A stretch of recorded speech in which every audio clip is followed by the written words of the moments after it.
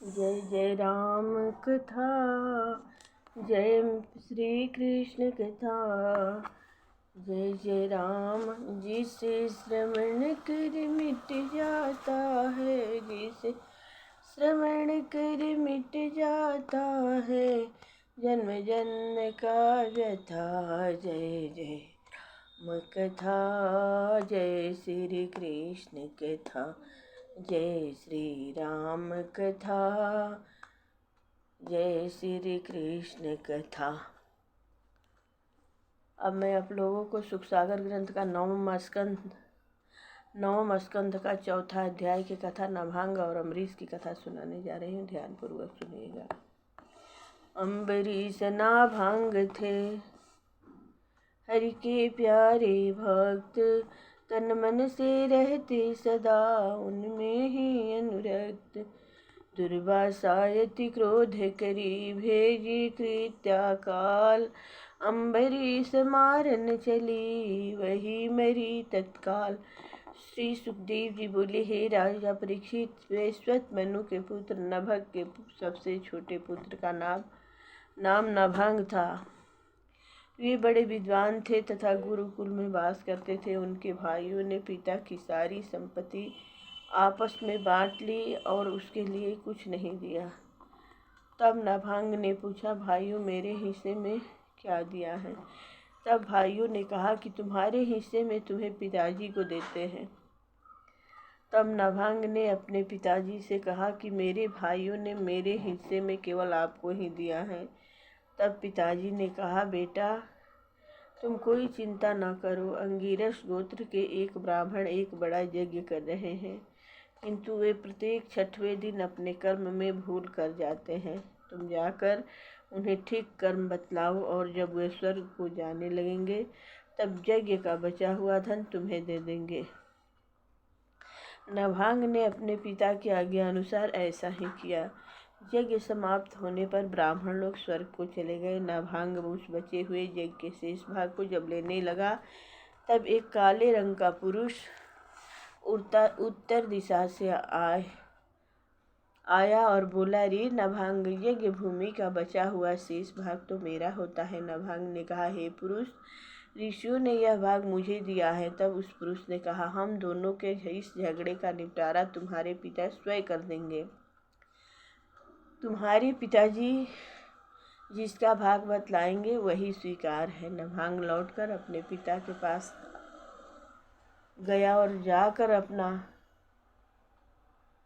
विवाद सुनाया। पिता ने कहा, हे पुत्र, दक्ष प्रजापति के यज्ञ में एक बार यह निश्चय हो चुका है कि यज्ञ भूमि का बचा हुआ शेष भाग रुद्रदेव का हिस्सा है, इसलिए वह धन तो महादेव जी को ही मिलना चाहिए। यह सुनकर नभांग लौटकर उस पुरुष के पास आया तथा उन रुद्र भगवान को प्रणाम करके बोला, हे भगवान, यह भूमि का शेष भाग आप ही का है। मेरे पिता ने ऐसा निर्णय किया है। भगवान, मेरा अपराध क्षमा कीजिए। रुद्र भगवान ने कहा, हे नभांग, तुम्हारे पिता ने न्याय पूर्वक निर्णय किया है और तुमने भी सत्य सत्य बता दिया है, अतः यह सब धन मैं तुम्ही को देता हूँ। साथ ही साथ सनातन ब्रह्म तत्व का ज्ञान भी देता हूँ। इतना कहकर भगवान रुद्र अंतर्धान हो गए।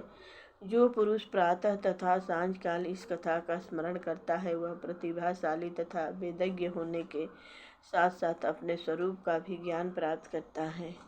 उन्हीं धर्मात्मा नाभांग के पुत्र अम्बरीश थे। वे बड़े भगवत भक्त थे तथा ब्राह्मण का श्राप उन पर कभी प्रभावित नहीं होता था।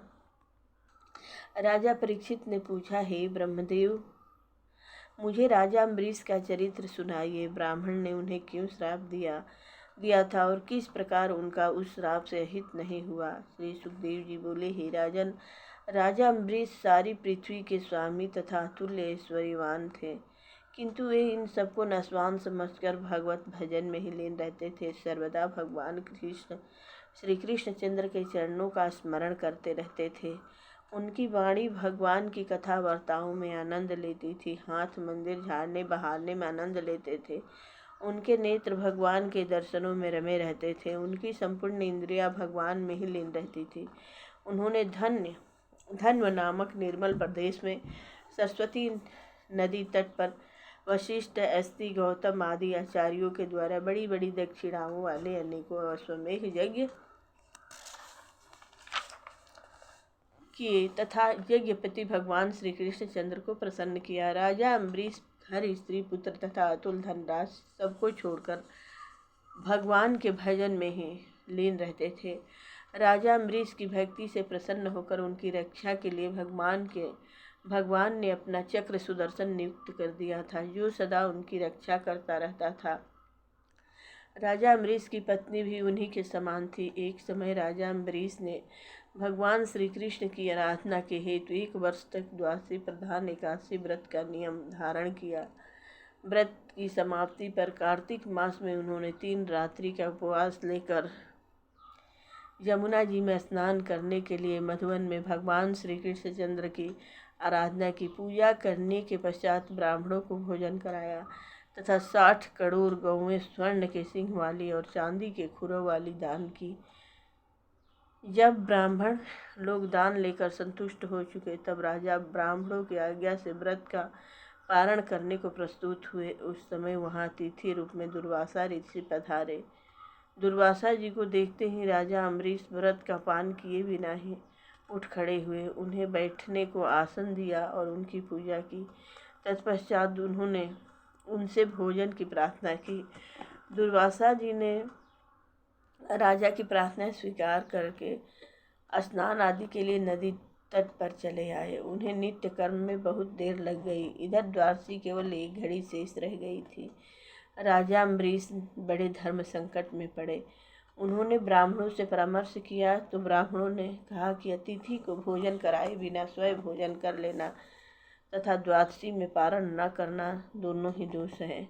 इसलिए ऐसे धर्म संकट में जल लेना भोजन के समान ही है और नहीं भी है। इसलिए आप इस समय जल पीकर द्वादशी का पारण कर लीजिए। राजा अम्बरीश ने ऐसा ही किया और वे दुर्वासा जी की प्रतीक्षा करने लगे। जब दुर्वासा जी आ गए, राजा ने उनका स्वागत किया। तब दुर्वासा जी ने समझ लिया कि राजा ने मुझे बिना भोजन कराए ही पारण कर लिया है। दुर्वासा जी अति क्रोधी स्वभाव के तो थे ही, भूख के कारण उन्हें और भी अधिक क्रोध हो आया। वे क्रोध के कारण थरथर काँपने लगे और उनकी आकृति भयंकर हो गई। उन्होंने राजा अम्बरीश को डांट कर कहा,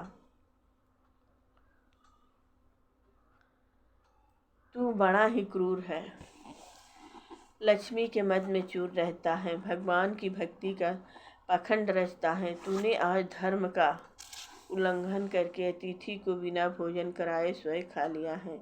इतना कहकर उन्होंने अपनी एक जटा उखाड़ी और उसमें से एक कृत्या हाथ में तलवार लेकर अम्बरीश को मारने के लिए प्रकट हुई। राजा अम्बरीश तनिक भी भयभीत न हुए और वहीं ज्यों के त्यों खड़े रहे। सुदर्शन उनकी रक्षा स्वयं कर रहा था। उस सुदर्शन चक्र ने दुर्वासा की कृत्या को भस्म कर दिया। जब दुर्वासा जी ने देखा कि मेरी जटा से प्रकट हुई कृत्या भस्म हो गई है और चक्र सुदर्शन मेरी ओर आ रहा है, तब वे प्राण रक्षा के लिए भाग निकले। आगे आगे दुर्वासा जी भागते थे तथा पीछे पीछे भगवान का चक्र दौड़ रहा था। दुर्वासा जी दिशा, आकाश, पृथ्वी, अतल वितल, समुद्र आदि सभी स्थानों में अपनी रक्षा के लिए गए, किंतु जहाँ जहाँ भी जाते थे वहीं वहीं उनके पीछे असहा तेज वाला हुआ चक्र सुदर्शन जाता था। जब दुर्वासा जी ने अपनी रक्षा का कोई उपाय न देखा तो वो ब्रह्मा जी के पास गए। ब्रह्मा जी बोले, हे दुर्वासा जी, 2 प्रार्थ के समाप्त होने पर मेरी भी आयु समाप्त हो जाती है तथा यह संपूर्ण विश्व भी समाप्त हो जाता है। इन सबको वे ही भगवान अपनी लीला से रचते तथा समाप्त करते हैं। मैं शंकर जी सब प्रजापति उन्हीं के बनाए हुए नियमों में बंधे हैं। भला हम उनकी आज्ञा का उल्लंघन करके उनके भक्त के द्रोही को कैसे बचा सकते हैं। ब्रह्मा जी से ऐसा कोरा उत्तर सुनकर दुर्वासा जी कैलाश पर्वत पर भगवान शंकर के निकट गए। महादेव जी बोले, हे दुर्वासा जी, जिन्होंने ब्रह्मा आदि प्रजापतियों को तथा इस ब्रह्मांड को पैदा किया है, जिसमें हम जैसे हजारों चक्कर काटते हैं, उन भगवान की माया को नारद, ब्रह्मा, सनत कुमार, मरीचि आदि कोई भी नहीं जान सकते। हम लोग उनके चक्र से तुम्हारी रक्षा कैसे कर सकते हैं। तुम उन्हीं भगवान के शरण में जाओ, वे ही तुम्हारी रक्षा करेंगे। इतनी सुनकर दुर्वासा जी लक्ष्मी नारायण के धाम को गए। दुर्वासा जी चक्र की अग्नि से जल रहे थे। वे कांपते हुए भगवान लक्ष्मी नारायण के चरणों में गिर पड़े। वे बोले, हे विश्वात्मा, मैं आपका अपराधी हूँ, मुझे क्षमा कीजिए। मैंने आपके भक्त को सताया है, इस कारण आपका यह सुदर्शन चक्र मुझे असह्य पीड़ा दे रहा है। हे प्रभु, मेरी रक्षा कीजिए। श्री भगवान बोले, हे दुर्वासा जी, मैं सर्वदा भक्तों के अधीन रहता हूँ। मेरे भक्तों ने अपने सरल स्वभाव से मुझे जीत लिया है।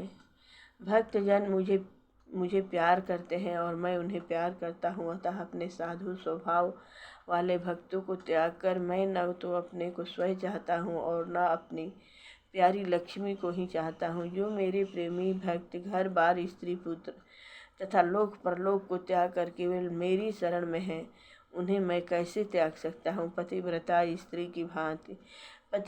स्त्री के भांति उन्होंने मुझे प्रेम बंधन में बांध लिया है। वे भक्तजन मेरी सेवा के अतिरिक्त सालोक्य तथा सारूप्य मुक्तियाँ भी नहीं चाहते हैं, क्योंकि मेरी सेवा को त्याग कर उन्हें वे मुक्तियाँ स्वीकार नहीं है। हे दुर्वासा जी, मैं आपसे अधिक क्या कहूँ।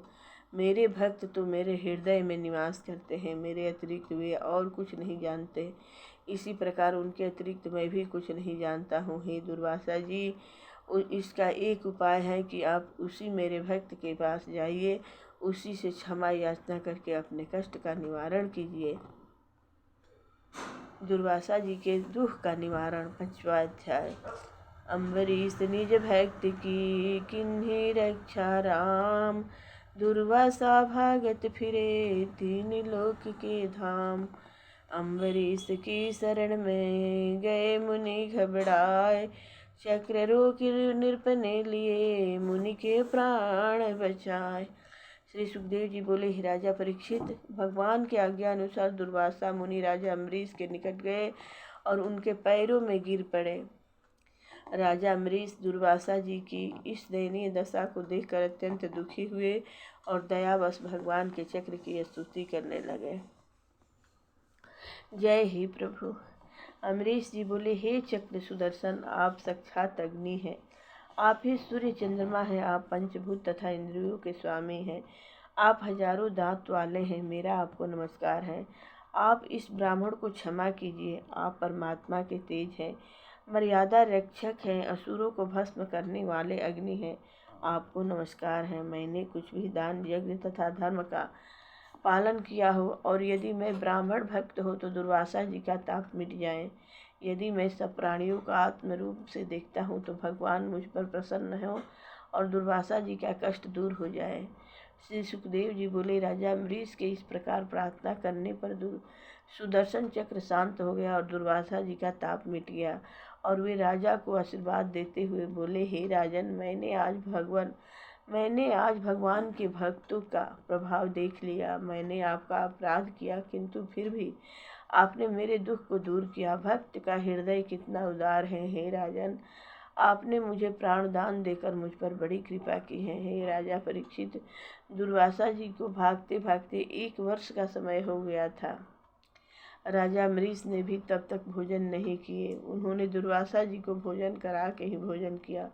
जब दुर्वासा जी को भोजन से तृप्त हो गए तब बोले, हे राजन, आप भगवान के परम भक्त हैं, आपके दर्शन स्पर्श मात्र से ही मैं अति अनुग्रहित हुआ हूँ। यह पृथ्वी तथा स्वर्ग के देवगणाएं आपकी कीर्ति का वर्णन करेंगी। ऐसा कहकर दुर्वासा जी ब्रह्मलोक को चले गए। हे महाराज, जो राजा अम्बरीश की इस पवित्र कथा को कहता तथा सुनता है वह भगवान का भक्त हो जाता है।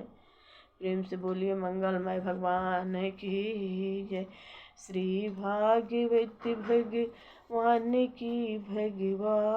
की है आरती, पापियों को पाप से है तारती। श्री भागवत भगवान की है आरती, पापियों को पाप से है तारती। ये अमर ग्रंथ, ये मुक्ति पंथ, ये पंचम वेद निराला है, नव ज्योति जगाने वाला है। हरि नाम यही हरियान यही, हरि नाम यही हरियान यही, जग के मंगल की आरती, जग के मंगल की आरती। पापियों को पाप से है तारती, ये शांत गीत पावन पुनीत पाप को मिटाने वाला है, हृदय से कराने वाला है। ये सुख करणी ये दुख हरणी, ये सुख करणी ये दुख हरणी, श्री मधुसूदन की आरती, श्री मधुसूदन की आरती। पापियों को पाप से है तारती, श्री भागवत भगवान की है आरती। पापियों को पाप से, ये मधुर बोल मम पंथ खोल, सन्मार्ग बताने वाला है, बिगड़ी को बनाने वाला है। श्री राम यही घनश्याम यही, श्री राम यही घनश्याम यही, प्रभु की महिमा की आरती, प्रभु की महिमा की आरती। पापियों को पाप से है तारती, श्री भागवत प्रेम से बोलिए भक्त भर अम्बरीश की जय हो। जय जय भगवान नारायण की जय हो, मंगलमय भगवान की जय हो।